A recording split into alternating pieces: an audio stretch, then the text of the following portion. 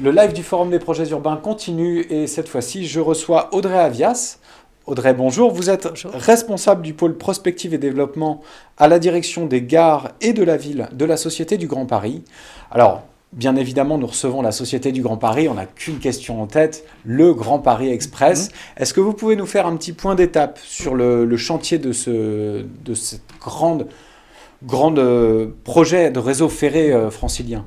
On va dire effectivement le projet du siècle. Le Grand Paris Express, c'est 200 km de métro en rocade tout autour de Paris, avec l'ensemble de ces gares, et donc 68 gares 80% en interconnexion avec le réseau existant, ce qui va très clairement modifier de manière extrêmement importante les déplacements des franciliens, avec un gain de temps considérable, mais également qui participe aussi au rééquilibrage territorial, un accès facilité pour tous aux grands pôles de santé, grands pôles universitaires, les aéroports. D'accord. On est aujourd'hui sur une centaine de chantiers actifs. Et une vingtaine de tunneliers qui ont commencé à creuser et qui vont poursuivre ce chemin entre aujourd'hui et donc 2030, la date de livraison des dernières gares. D'accord. Vous parlez de ces gares-là. Alors, c'est vrai que ce n'est pas le transport n'est pas le seul sujet de la SGP. L'aménagement urbain de ces gares est aussi une problématique que vous avez dans votre giron. Comment est-ce que vous y participez ? Alors, je dirais que les gares, c'est la base. C'est la transformation de l'ensemble de ces quartiers. Donc, c'est notre mission principale. Réaliser du transport, mais autour de ces gares qui sont finalement des objets, aussi des objets architecturaux qui ont été travaillés pour s'intégrer au mieux dans les territoires. On a des pans de ville qui vont se construire ou se reconstruire autour de ces gares. On travaille particulièrement, notamment, sur toutes les questions d'intermodalité, avec des études de pôle qui sont portées par la Société du Grand Paris, qui accompagne les territoires et qui accompagne le développement de l'intermodalité pour aussi favoriser le développement des modes doux. On apporte un réseau de transport inédit. Ce qu'on souhaite aussi, c'est justement favoriser le développement du vélo, le développement, la facilité pour les piétons d'accéder à ces modes de transport et donc réduire par là même la voiture et donc l'impact carbone. Donc je dirais que c'est bien plus qu'un projet de transport, c'est effectivement un projet d'aménagement urbain complet, sur lequel on travaille, je dirais, tous, et pas seulement la Société du Grand Paris d'ailleurs, puisque l'ensemble des collectivités, des aménageurs, je parlais des études de pôle, avec IDFM, on travaille tous dans cette optique et pour cet objectif de réaliser des quartiers de gare qualitatifs et résilients. D'accord. Alors, c'est une parfaite suite à cette question suivante que je voulais vous poser, c'était sur cette entente, cette collaboration que vous créez avec les différentes parties prenantes de ces fonciers autour des gares. On sait que ce sont des fonciers assez mités en termes de détention. Comment est-ce que cela s'organise ? Comment peuvent prendre forme ces collaborations ? Ce qu'on sait aujourd'hui, et notamment grâce aux travaux de la PUR, c'est que on est à près de 35 millions de mètres carrés de surface de plancher qui vont muter, qui vont être construits. Touchés par ces projets de gare. Exactement, D'accord. Touchés par ces projets de gare, dans un rayon de 800 mètres autour de chacune de nos gares. Et donc, à l'échelle de ces 200 km, on va avoir 35 millions, un potentiel de 35 millions de mètres carrés de surface de plancher.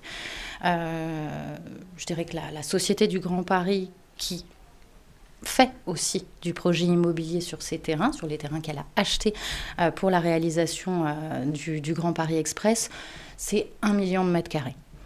Face à ces 35 millions, je dirais qu'on a une participation active, mais néanmoins, la Société du Grand Paris ne va pas construire des quartiers.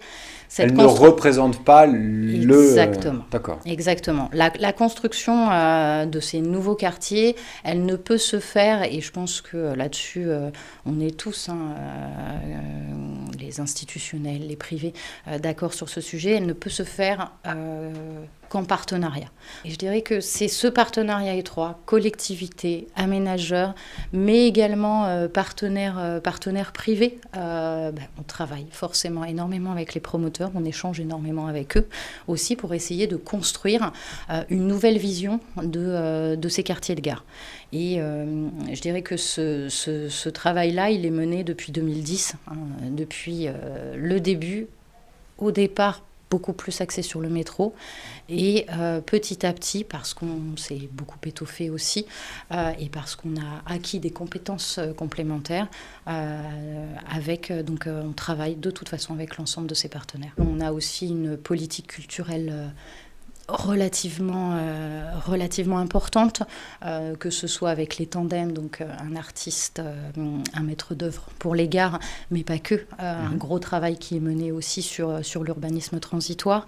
Aujourd'hui, on ne souhaite pas avoir une gare, qu'on l'espère, et dont on est convaincu d'ailleurs qu'elles sont magnifiques. Il nous faut plus. Il faut que l'ensemble des services répondent aux besoins des habitants, des usagers et des travailleurs.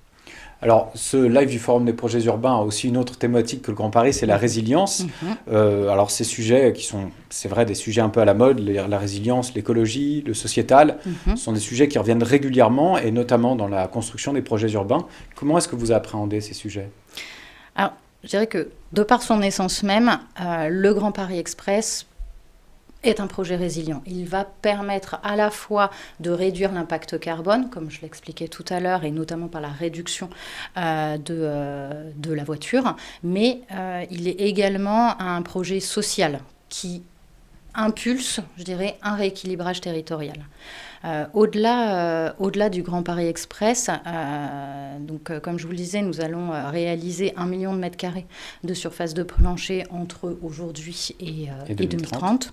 Ce million de mètres carrés, on le veut exemplaire. On le veut exemplaire, et c'est bien pour ça qu'on a signé l'année dernière le pacte FIBois, dans lequel on s'engage à réaliser 40% des constructions. Exactement, en matériaux biosourcés et bois. Et on va aussi au-delà. On s'est engagé, nous, Société du Grand Paris, à réaliser 70% de nos projets en matériaux biosourcés, dont 50% en bois. On va au-delà aussi parce que on travaille sur le temps long. Effectivement, 2030, on a un peu de temps et on souhaite soutenir les filières et soutenir leur développement. Donc c'est pour ça qu'on a un engagement extrêmement ambitieux qui, je dirais, n'est qu'un engagement parmi tous ceux qu'on va prendre. Nous travaillons actuellement à la rédaction d'une doctrine environnementale et sociétale. Notre objectif est de porter ces engagements environnementaux et sociétaux à l'échelle de l'ensemble de nos projets, avec un objectif de maximiser la végétalisation. On sait qu'aujourd'hui, finalement, c'est un des enjeux majeurs, notamment pour lutter contre le réchauffement climatique. On souhaite également réduire autant que faire se peut la place de la voiture dans nos quartiers, avoir des projets effectivement qui favorisent et qui développent le biosourcé, mais travailler aussi beaucoup sur la question de la programmation. Parce qu'un quartier qui vit aujourd'hui, c'est un quartier qui va pouvoir apporter aux habitants, aux usagers, aux travailleurs, l'ensemble des fonctions dont ils ont besoin. Et donc, on cherche à travailler au maximum les enjeux de mixité fonctionnelle et de mixité d'usage pour arriver à trouver, à ce que les habitants et les usagers trouvent, à côté de chaque gare du Grand Paris, l'ensemble des services dont ils ont besoin. Audrey Avias, merci beaucoup pour votre témoignage. Ne bougez pas, le live du Forum des projets urbains continue.